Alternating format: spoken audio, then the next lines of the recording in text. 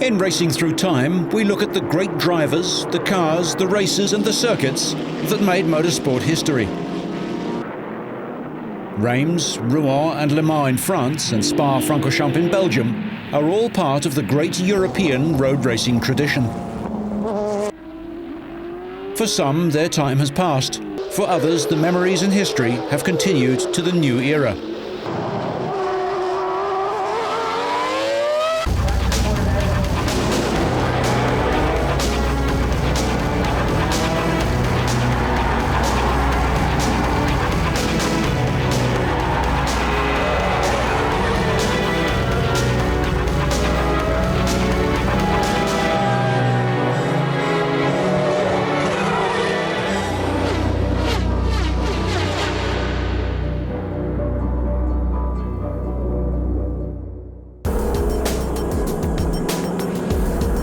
Spa, Reims and Le Mans began in the 1920s when motoring enthusiasts planned major races.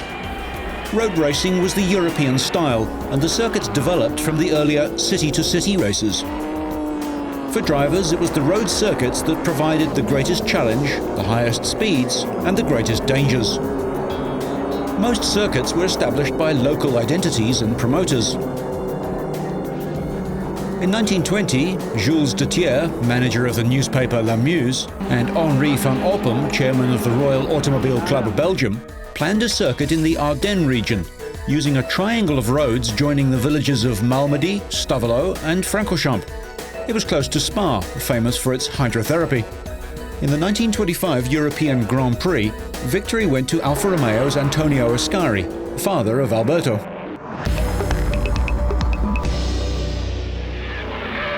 Spa developed through the 1920s and 30s. The Belgian Grand Prix in 1937 was won by Auto Union's Rudolf Hasse.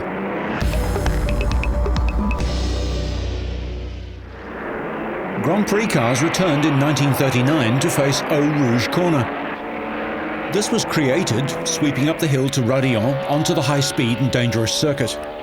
Tragedy and Spa were never far apart, as the 1939 Belgian Grand Prix showed. Rudolf Caracciola, who was usually a master in the wet, slid off at La Source hairpin and was unable to continue.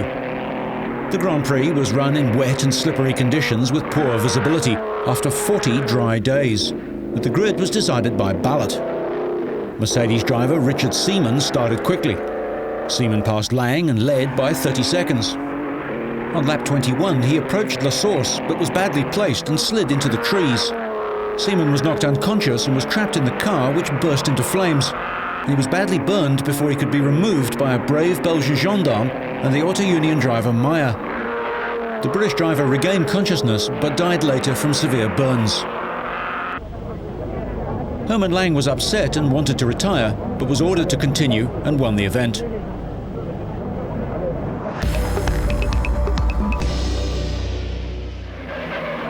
World War II stopped racing for 7 years, and the area had a tragic wartime history in the Battle of the Bulge. Racing resumed in 1947 with a mix of pre-war cars and drivers. There were also motorcycle races and the 24 hours of the RACB. This is the 1947 European Grand Prix, won by Jean-Pierre Vermeulen in the Alfetta 158.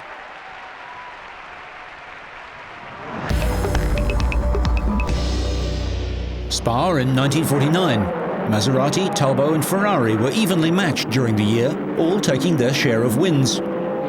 Louis Rosier in the Lager Talbot won the Belgian Grand Prix. In 1950, the major Grand Prix were included in the new World Championship.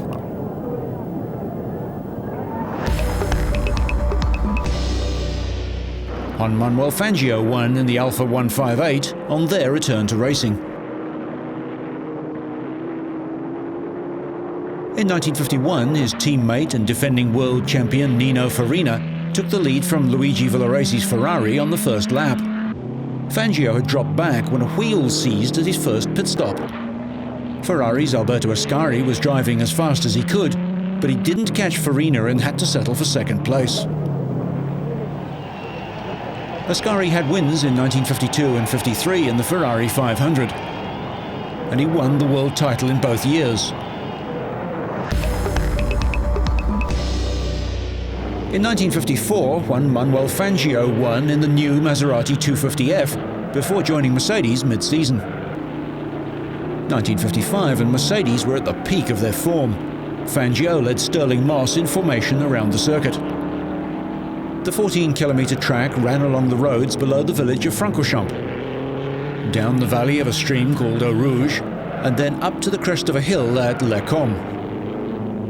A long downhill section led to the bank turn at Bernville and on to the junction at Malmedy, along the valley floor to Master and through the infamous Master Kink. On to Stavelot, turning back up the valley towards Francorchamps and passing through Blanchimont. Fangio and Moss finished first and second, then Nino Farina was third, his final World Championship points, and Belgian motoring journalist Paul Frère was fourth. And Fangio won the World Championship.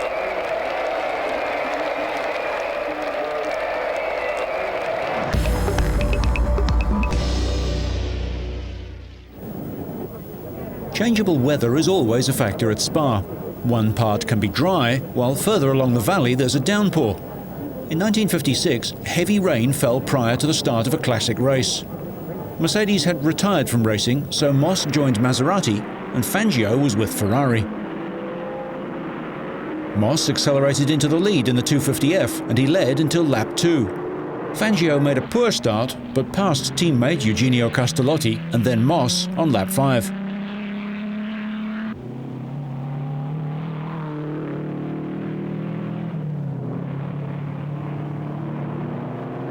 The Maserati couldn't match the speeds of the Lancia Ferraris.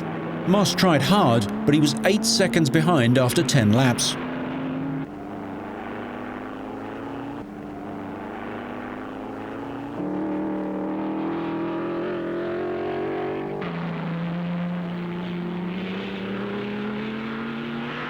On lap 11, his revs went up as he crossed the bridge at Eau Rouge and the transmission failed.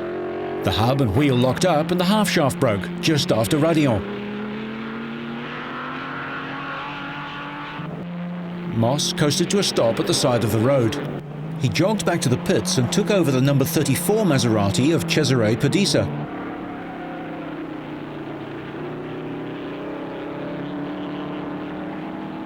By the time he was back in the race, he was in 6th place, behind Jean Behra and Harry Schell, but made up those lost places.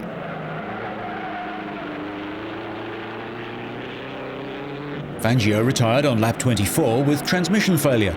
This allowed Ferrari teammate Peter Collins to take the lead, which he held to the end of the race. Paul Frère was slowed by a water leak towards the end of the race, but finished an impressive second. Behra retired late in the race and Moss finished third after one of the hardest drives of his career. Collins helped Fangio to secure his 4th world title while losing his own chance later in the year, handing his car over to the Argentinian at Monza.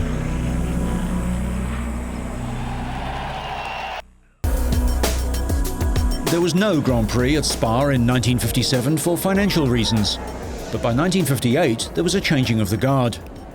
Fangio had retired and the rear-engine Coopers were making an impression. At Ferrari, Mike Hawthorn was determined to win the world title, helped by teammate Peter Collins. Hawthorn complained about his car's performance, and the team worked on the chassis and suspension of the Dino 246. They achieved something because Hawthorn took pole position.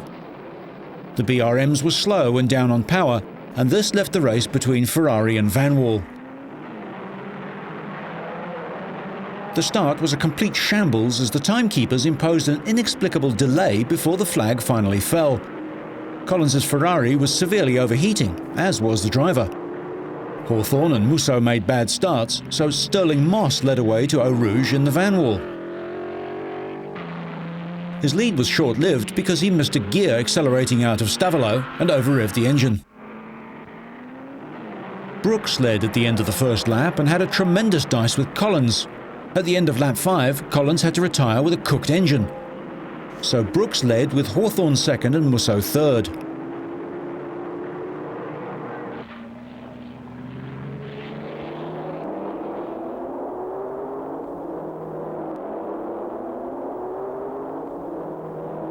On lap 9, Musso had a tyre burst and he slid off the circuit.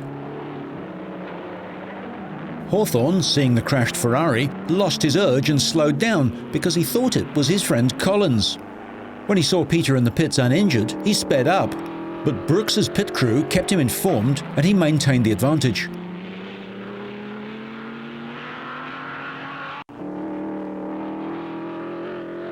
Lotus driver Cliff Allison enjoyed the high speeds of Spa. The thing I like going fast, you know, the faster the car went, the better. I had no fear of speed at all, and driving at Spa, which was at that time the quickest circuit used for Grand Prix racing, it was absolutely magic going around those really fast 160 mile an hour curves. It was marvellous. Cliff Allison was driving the race of his life. He'd won his battle with the Coopers of Brabham and Salvadori and was now up to fourth, a great performance with the fragile Lotus 12.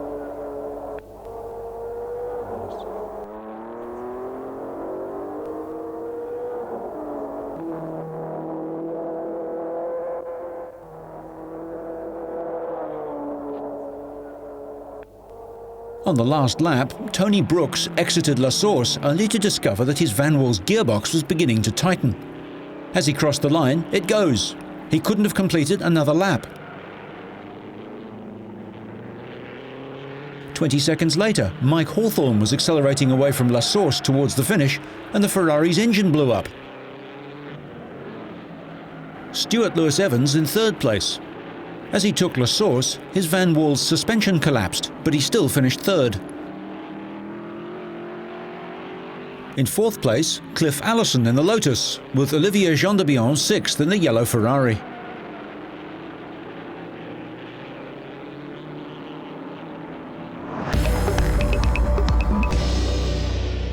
There was no race in 1959. Jack Brabham won a tragic Grand Prix in 1960, an event which cost the lives of Alan Stacey and Chris Bristow and saw a serious accident to Stirling Moss during practice. In 1961, the 1.5-litre formula was in force and Ferrari had the advantage over their rivals.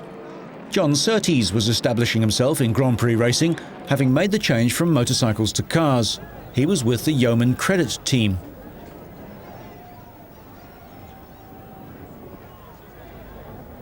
At Spa, it was going to be a straight fight between the four Ferraris of Phil Hill, Wolfgang von Trips, Richie Ginther and Olivier Gendebien. Von Trips puts his helmet on, and the yellow Ferrari in the Belgian national colours is driven by Gendebien. He was noted as a sports car driver, winning Le Mans 4 times, but he only raced occasionally in Grand Prix. On his own home ground, Gendebien led Hill, von Trips and Ginther in the early laps. Gradual changes happened over the years at Spa-Francorchamps. Corners were gradually eased and a chicane was installed before Malmedy. The track distance remained unchanged. The fact remained that if you went off the track, you would hit something solid.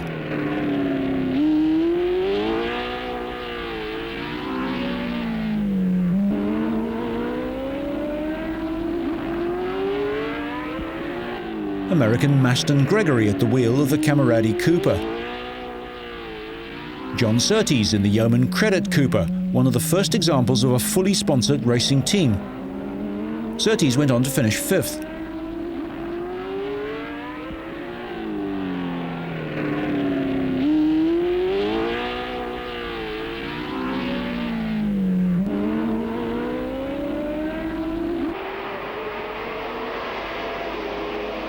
The Porsches of Dan Gurney and Joe Bonnier circulate together.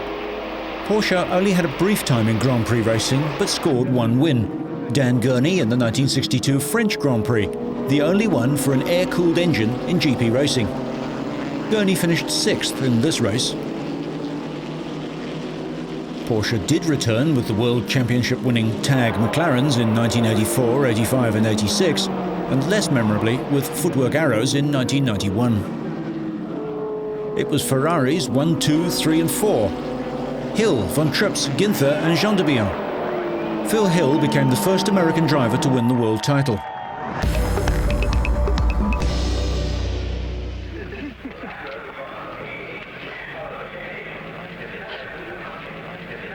British teams were back to the fore in 1962 as Ferraris squandered their advantage of the previous year, not developing their cars. Graham Hill in the BRM was fastest in practice. Jim Clark looked relaxed, despite thoroughly disliking the track. In his first international race in 1958, Clark had seen Archie Scott Brown crash and die, which nearly put him off racing for good. Graham Hill led away from the start, followed by Trevor Taylor's Lotus and Bruce McLaren's Cooper. Hill led at the end of lap 1 and appeared to be in control. On lap 2, a mysterious misfire dropped him back behind a stirring battle between Taylor's Lotus and Morasi's Ferrari.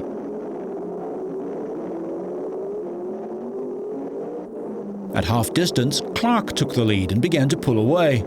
Jack Brabham was driving a Lotus 24, waiting for his own car to appear.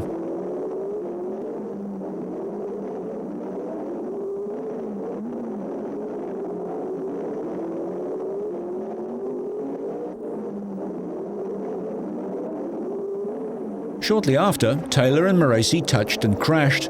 Wild Willie was severely burnt in the accident. In 1968, he took his own life in a bout of depression. The flag marshal indicates there's an ambulance on the track going to Morasi's accident. With Trevor Taylor watching from the pits, Jim Clark won his first Grand Prix in a Lotus, Hill's BRM still misfiring in a fortunate second place. Watching on was BRM engineer Tony Rudd. This was to be the first of 4 victories in a row at Spa for Jim Clark. John Surtees won in a Ferrari in 1966 and then fell out with the team manager and left for Cooper. The return to power with 3-litre engines had seen speeds increase and sports cars were even faster.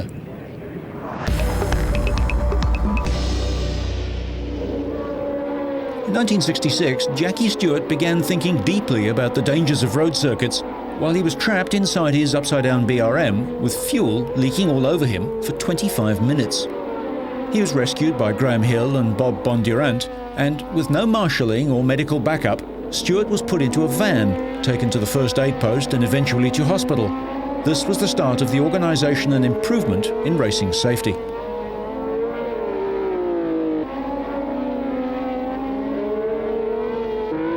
In 1967, Ferrari's Mike Parkes was seriously injured and his racing career was over. It would take until 1977 when the last of the great road circuits, the Nürburgring, farewelled Grand Prix racing. Increasingly high speeds, the lack of runoff areas, difficult communications and variable safety facilities were combining to limit Spa's future without drastic changes.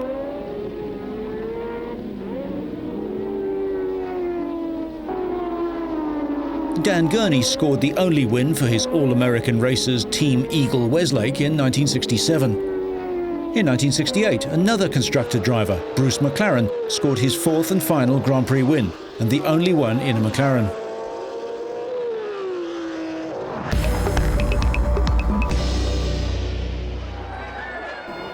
In the 1960s, the Spa 1,000 kilometre became the track's 3rd big event of the year, with local hero Jackie Ickx winning 5 times. The 1970 race started as a flat-out battle between the Gulf Porsches of Joe Siffert and Pedro Rodriguez, who had a splendid time swapping the lead. Eventually, Rodriguez had to retire with a cracked gearbox. This left Siffert and Redman to score an easy win from the Surtees Ickx Ferrari 512 with the Porsche Salzburg 917 in 3rd. Rodriguez did have the satisfaction of setting a new lap record. His time of 3 minutes 16.5 seconds was 9 seconds faster than the current F1 lap record. With an astonishing speed of 257 kilometers an hour, these were the world's fastest racing cars.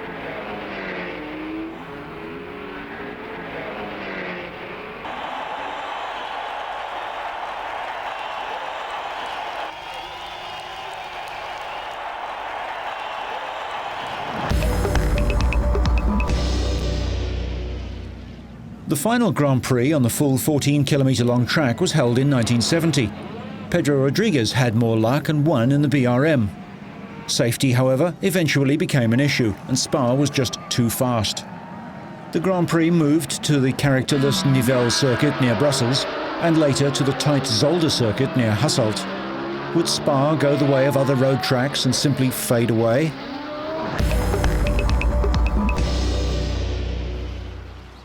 After 9 years, a new track was created, using many of the famous corners of the circuit in the valley. The new track was 6.96 kilometers long, with better internal access. The key features of La Source, Eau Rouge and Blanchimont remained. A section linked Les Combes with the return leg of the old circuit near Blanchimont. The new track was opened in 1979. Even with the changed track, Spa remains a challenge. From the start line down into the roller coaster at Eau Rouge. Michael Schumacher described it like this: Eau Rouge is the most tremendous corner. It's like flying downhill and seeing a big mountain in front of you. You get the feeling that you are driving into the road, and then you go up, and it's a sensation which is probably the best you can experience and the most satisfaction you can have as a racing driver. Through Kemmel and onto the high-speed straight, famous for Mika Häkkinen's overtaking move on Schumacher in 2000. The old circuit heads straight on, but the new track goes right onto Pif Paf Malmedy. The corner names represent features of the old circuit. Rivage is a right-hander, which drops down towards Pouilly. It was here that Schumacher ran into the back of David Coulthard in 1998.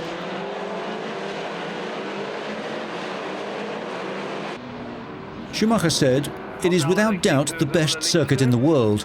The kind of atmosphere you get at Spa is something akin to the old Nürburgring. It is the only place which still has this quality and atmosphere."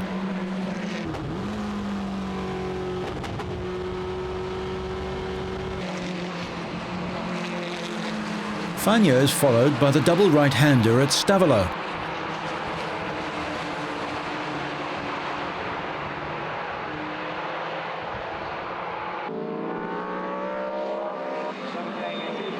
We rejoin the original track on the public road at Blanchimont.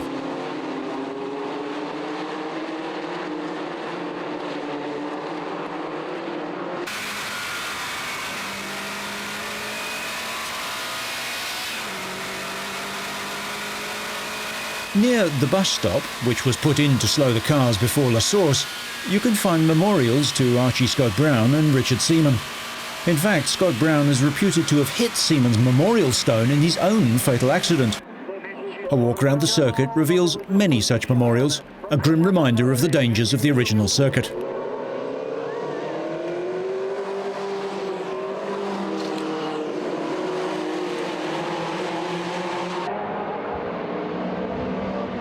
Spa is off to the driver's left, but we turn right at La Source around the hairpin and accelerate down to complete the lap.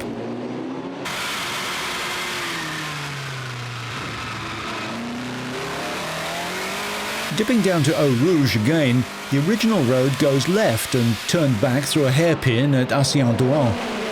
A chicane was installed in Eau Rouge after Alex Zanardi's accident in 1993. The Belgian government bought the land surrounding the track, moved back the barriers, installed a gravel trap, and for 1995, the race was held on the 1993 layout. Further work was undertaken for 2002. The gravel traps around the Eau Rouge corner were removed, being replaced with high-grip tarmac. The 24-hour touring car race remains a major event. Formula One returned in 1983 with an Alain Prost victory. There have been difficulties with the local authorities over tobacco advertising and the track surface, which in June 1985 broke up so badly that the Belgian Grand Prix had to be postponed until September. In the late 1980s, Ayrton Senna was the established winner at Spa with 5 wins in 8 years. But in the 1990s, it was Michael Schumacher who emerged as the star with 6 wins in 11 years, his mastery of wet track driving and race tactics overwhelming his opponents. He holds the lap record at 1 minute 47.18 seconds, an average speed of 235 kilometers per hour. There were still accidents at Spa, notably the sports car crash at Eau Rouge in 1985, which claimed the life of rising German star Stefan Bellof. Spa-Francorchamps was removed from the Grand Prix calendar in 2003, and the last of the great road racing tracks has disappeared. lost to commercial pressures that override any sense of history, drama, or the challenge of the circuit. It's been replaced by featureless computer-designed circuits in Bahrain and China. This era of Grand Prix racing recalls nothing of the history and majesty of the track, as the sound of Formula One cars echoed across the valley and drivers pitted their talents against the mighty Eau Rouge. You can still drive around most of the original circuit. It will continue to be used for the 24-hour touring car race and national events, but for Grand Prix racing, Spa-Francorchamps has had its last race, for the moment.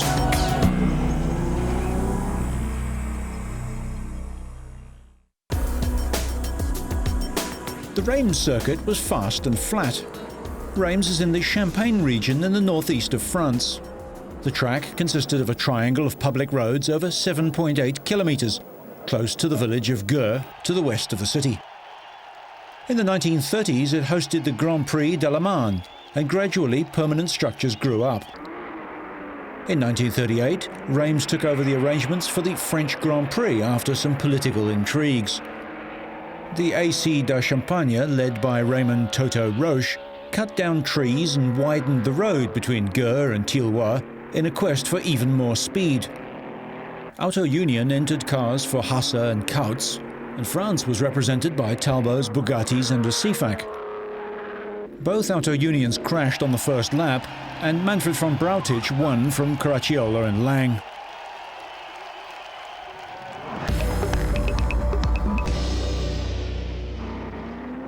The track was revived after the war. The first event, the Grand Prix de Reims in July 1947, was won by Christian Kautz in a Maserati. Alberto Ascari made his Grand Prix debut. In 1948, Jean-Pierre Vermeulen won the French Grand Prix in the Alfa 158. Tazio Nuvolari took over Villaresi's Maserati for a few laps in his last ever Grand Prix.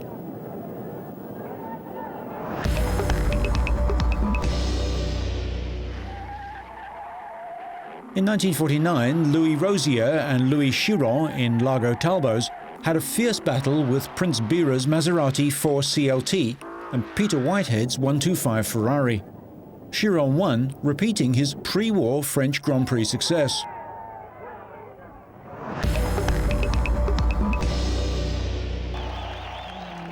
When the Formula One World Championship started in 1950, Reims was the host of the French Grand Prix, and Juan Manuel Fangio was the winner in the Alfa 158.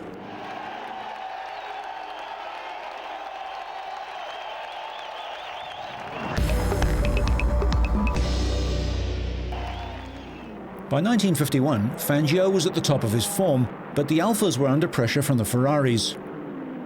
At the first pit stops, Fangio took over the car from Fagioli. The veteran Fagioli was so upset that he retired from Grand Prix racing on the spot, despite co-driving the winning car.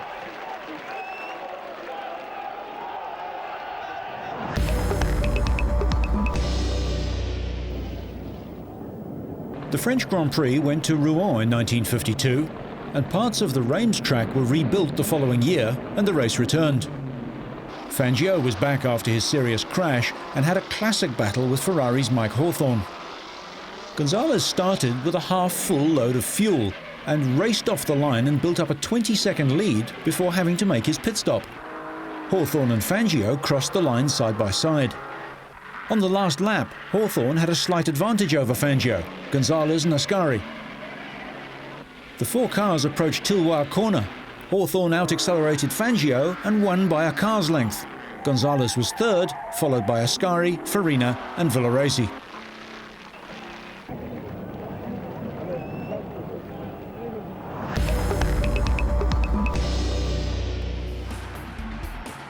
Reims was first used in 1925 and was the home of the Grand Prix de la Marne. In 1932, the circuit hosted the French Grand Prix for the first time, won by the Alfa Romeo of Tazio Nuvolari. Reims took over from Montelleri as the home of the French Grand Prix in 1938. Mercedes made their return to Grand Prix racing at Reims on the first weekend of July 1954, after 15 years away from the sport. The Mercedes, with all the technical knowledge available to Daimler-Benz engineers, was the best thought-out Grand Prix car of its era. Among the revolutionary new features were desmodromic valve operation, direct fuel injection and a fully streamlined body.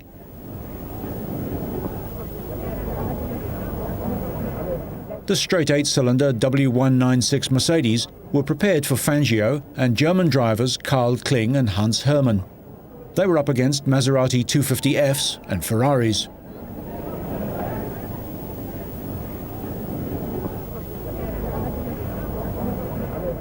Fangio was on pole with Kling alongside and Alberto Ascari in a Maserati 250F in third. Hermann was on the second row.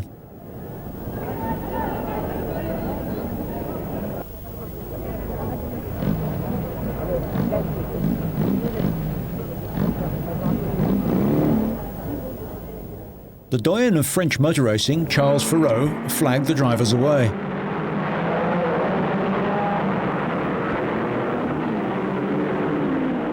From the start, Fangio and Kling pulled quickly away from the opposition and took the first two places. Ascari retired on lap 1. Hans Hermann broke the lap record before having to retire with the engine of his Mercedes overheating. The smooth body had an advantage of 1 second per lap on fast circuits like Reims. Fangio won by a fraction of a second from Karl Kling, who was pushing harder than was necessary in the circumstances. There was no race in 1955, cancelled in the aftermath of the Le Mans tragedy.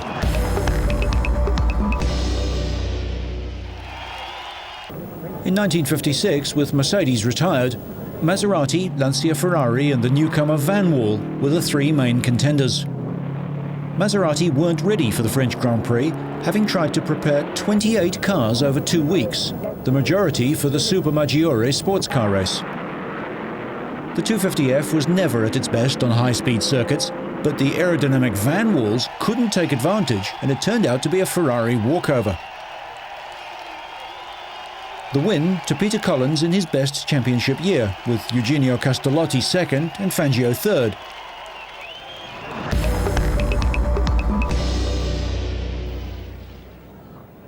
The French Grand Prix in 1958 was notable as Fangio's last race, and for the pre-event Ferrari drivers' strike. Mike Hawthorn refused to race unless Peter Collins had a Grand Prix car, or at least a Formula 2 car. Hawthorn went into the lead, followed by Luigi Musso. There was a tremendous battle behind, Moss with the Van Wall, Beira and Shell with BRMs, and Fangio in the Piccolo Maserati. Unfortunately, Musso tried too hard to keep up with Hawthorn, made a mistake on the Gür curve after the pits, slid wide and crashed over the barrier into a field and died from his injuries. Moss was second in the Van Wall, with Taffy von Tripp's third in a Ferrari, and 47-year-old Juan Manuel Fangio finished fourth in his last race. This was Mike Hawthorn's only win in his championship year.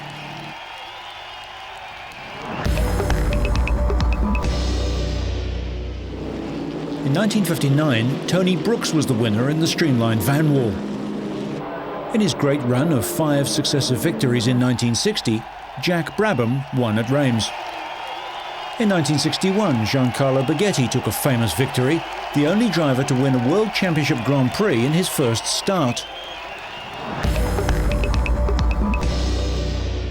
Jim Clark won in 1963 on his way to the World Championship. After Rouen, the following weekend was Reims, and in this case, Pat McLaren and my wife Betty were going to take their time to wander through France to Reims, whereas we were going to rush back to England and come back again on the Wednesday and meet them there. There's lovely indoor plants there. Lovely what? Indoor plants. Oh yes, I remember that shop. Grandmother's gorgeous. Mother-in-law's town. Besides the Grand Prix races, Reims was also well known for the 12-hour endurance race. It was an important event in the 1964 calendar. Sports car racing had long been part of the Reims racing history, going back to 1926.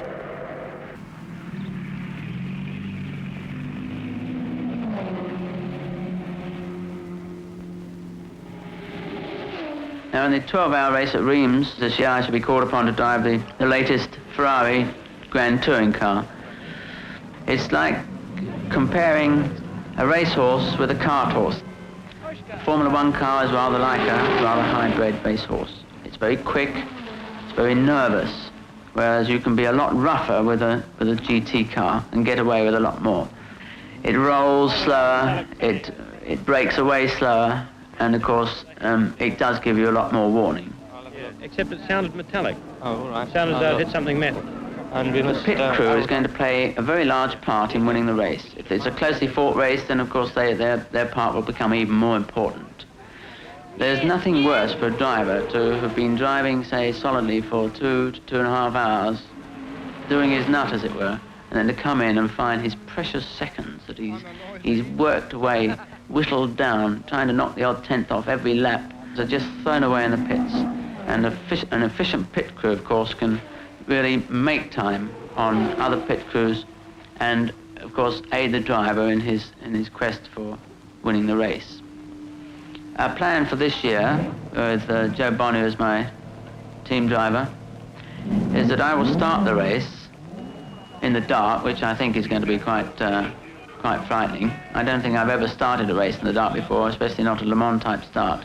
This, I think, is going to be quite, I would imagine, quite a spectacular start, or the most spectacular start of any race.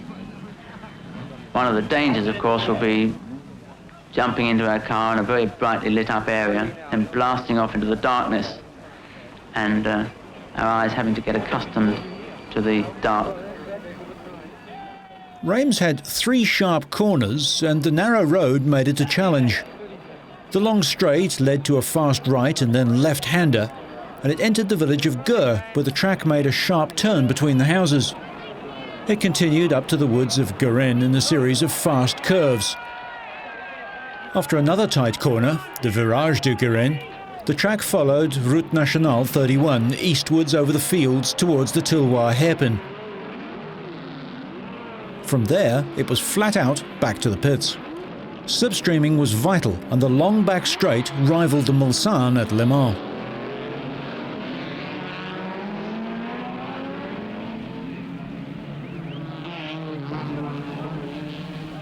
Our plan is that I will start the race and drive the first 2 stints. This will ensure that Joe Bonnier, when he gets into the car, will not have to get accustomed to driving in the dark, which will take him a little while. When my first pit stop takes place, I will then get straight back into the car, having taken on fuel, and as I will already be tuned into the car and to the conditions, we will not lose time with the second driver having to prepare himself for this ordeal. I think we'll score here. I'm not quite sure what the other teams are doing. I'm hoping they're not going to do this. We'll require driving for something like 4.5 hours in the dark, which takes a certain amount of stamina, and this is where the fitness of the driver pays off. Graham shared the car with the Swedish driver Joe Bonnier, who'd won BRM's first Grand Prix.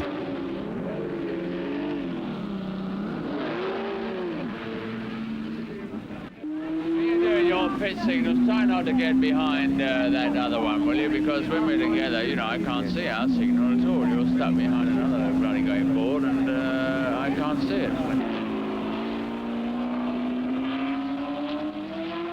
The 12-hour sports car race traditionally started at midnight. Sunrise presented a problem to the drivers, who were dazzled by the sun on the approach to Tilloy.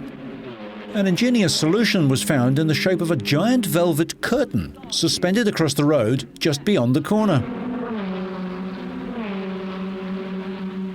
There are some entertaining Reims 12-hour stories. In 1965, Frank Gardner's Cobra Daytona ran out of fuel, and after helping himself to some petrol from a spectator's car, he was shot at by a pursuing gendarme. The Hill Bonnier Ferrari returns to the track and goes on to victory. Hill was driving for England's Maranello concessionaires, what was effectively a Ferrari team. 1967 saw the last running of the 12-hour race.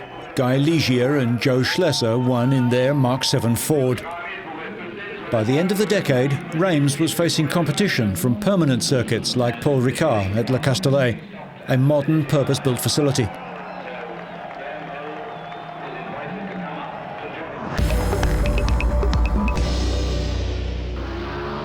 The final Grand Prix at Reims was in 1966. The race was won by Jack Brabham in the Repco Brabham. The fast circuit was expected to favour the Ferraris and anyone else with more power than the 320 horsepower of the Repco. Brabham pulled away from the Ferrari to score a famous victory, and Reims faded into obscurity. Yes, I think that was probably one of the highlights of my career, really, because to win the French Grand Prix against the Ferraris and everything, it was the sort of circuit where they reckon they couldn't be beaten anyway. And to beat the Ferraris there was quite an achievement. And the circuit itself was extremely fast and not really suited to the car, but the car performed so well. And win that race was a great achievement, I think, for Repco and the car. Rouen was another road circuit, also located outside a provincial French town. The Automobile Club of Normandy opened the circuit in 1950. The track was laid out in the wooded country to the west of the city and featured a downhill section through a series of fast sweepers to a cobbled hairpin, Nouvelle Monde, and then back up through the woods to Virage de Beauval and the top of the hill. In 1952, it hosted the French Grand Prix for the first time.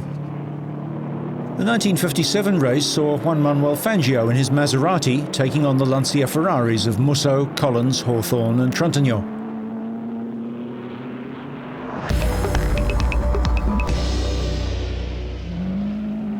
In 1962, the French Grand Prix returned to Rouen, and Dan Gurney scored his first Grand Prix victory at the wheel of an air-cooled Porsche. In the 1964 Grand Prix, Dan Gurney won again, this time the first win for a Brabham. After the 1968 race, with a fatal accident to Joe Schlesser in the air-cooled Honda, Grand Prix racing never returned. Rouen continued with Formula 2, Formula 3 and French touring car races until it was considered too dangerous and closed in 1993. You can still drive on the roads at Rouen and Reims today and see the crumbling stands.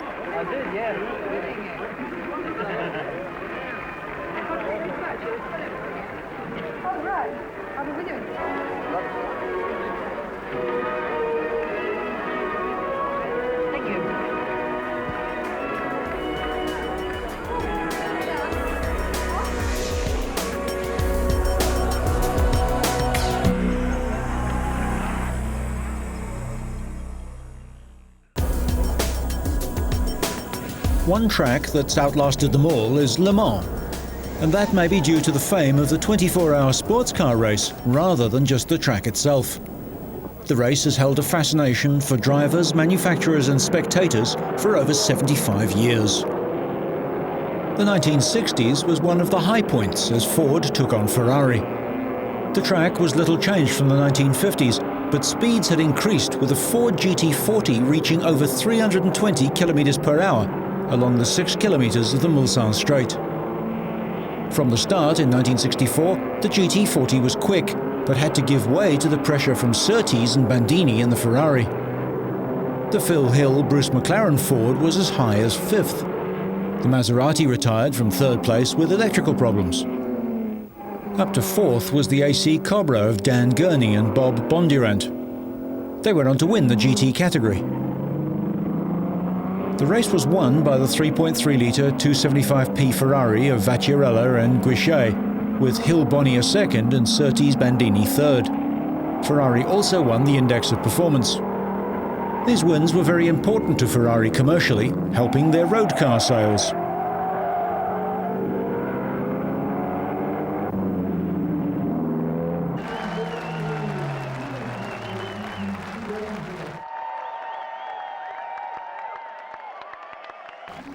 By 1965, the Ford challenge was stronger, but could they last? They led early on with the Ken Miles Bruce McLaren car. Then the battle for the lead was between the Ferraris of Surtees, Scarfiotti and Guichet Parks until the leading contenders retired. In one of the great Le Mans stories, Austria's Jochen Rindt and America's Mast and Gregory were sharing an earlier model Ferrari 275 LM. Not wishing to stay around all evening in a race that they really didn't want to do, Rindt and Gregory drove as hard as they could, intending to break the car. Only trouble was, the car didn't break, and they scored an unlikely win. This helped promote Rindt's career and complete Gregory's.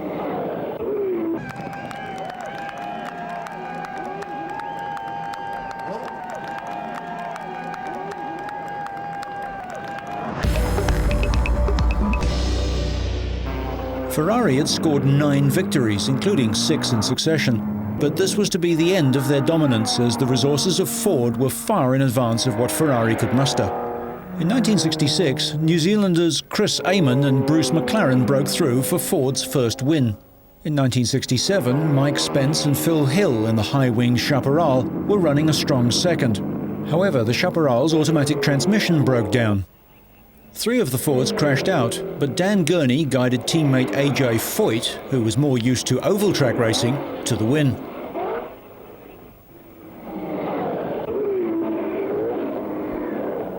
More than 5,000 kilometres were covered during the 24 hours. 1968 had seen the end of the massive Ford presence, and a smaller team, run by John Wyer in the blue and orange Gulf oil colours, was the winner in the 3-litre version of the GT40. In 1969, the GT40 lined up against the growing Porsche challenge of 908s, and especially the 4.5-litre air-cooled 917s. This was the last of the traditional Le Mans starts, and Jackie Ickx walked across to his car and started last. An early accident at White House took the life of John Wolfe. The Stommel & Ahrens and the Siffert Redman 917s were running first and second.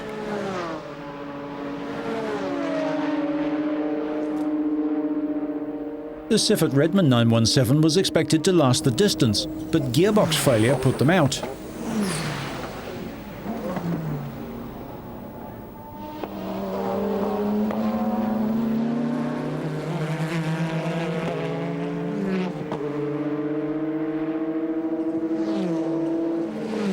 What was it like driving around the famous circuit in the 1960s? The multi-skilled Vic Elford and Chris Amon explain. We're approaching 240 miles an hour. With any other car except the 917, one comes down the straight absolutely flat out. Before the end of the straight, there is a very fast right-hand curve, which is taken at about 200 miles an hour, which means that in our case we must lift off for that corner. We then come to the crest approaching Mulsanne Corner, so that as we approach Mulsanne Corner, we are still only doing about 200 miles an hour, the same as most other people. And we put the brakes on at about 300 yards, because Mulsanne Corner is just a 30-mile-an-hour corner, whichever car you're driving, and we've got to come down from 200 to 30 in about 300 yards. What other problems are there? The sun going down and getting up in the morning in the light for a period of 45 minutes, perhaps even an hour, is very bad, and it's very difficult to see. I find the worst time is in the morning normally, because firstly you're tired, and secondly you've probably got oil on the windscreen. Jackie Oliver waits to climb aboard the GT40 number 6.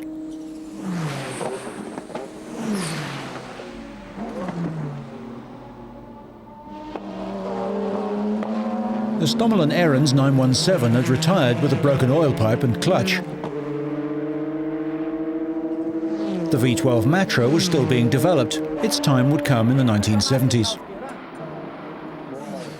As the race wore on to 12 o'clock, Porsche had the race in its grip with the top 4 places. In came Oliver, for Ickx to take over for the final stint in the Ford.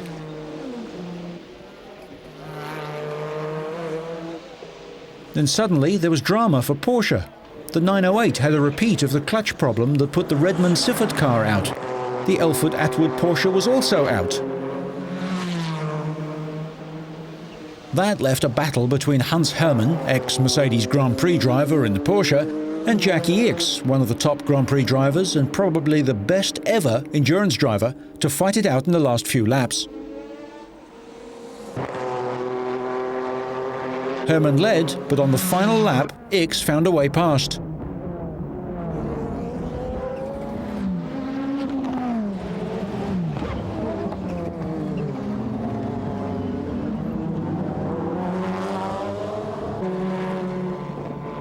Up to the line, Jackie Ickx took the 1969 Le Mans race and Ford's 4th win.